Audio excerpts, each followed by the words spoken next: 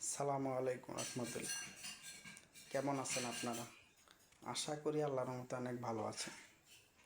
তা আমরা অনেক সময় এমার্জেন্সি রোগী হলে অতি তাড়াতাড়ি ডাক্তারের ঘরের কাছে যাই, যে আল্লাহ আমার ছেলের অসুখ বা আমার মেয়ের অসুখ বা আমার ওয়াইফের অসুখ, অতি তাড়াতাড়ি ডাক্তারের কাছে যাই।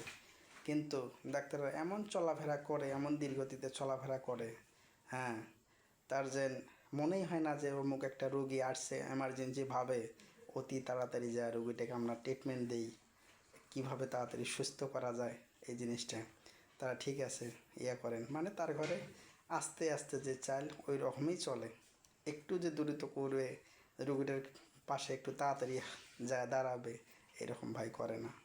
ঠিক আছে, আপনারা মনে হবেন যে আমি ডাক্তার, আমি মানুষের সেবা করি, একটা রুগী আসার সাথেই তাড়াতাড়ি যেন আমি সুন্দরভাবে তার কাছে যা সেবা দিতে পারি।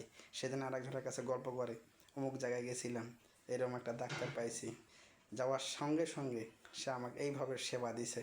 এই গল্পটা ভাই আপনার অনেক, আল্লাহ তাআলা আপনার কাছে মানে অনেক পছন্দনীয় হবে, মানুষের কাছেও আপনি অনেক পছন্দনীয় হবে।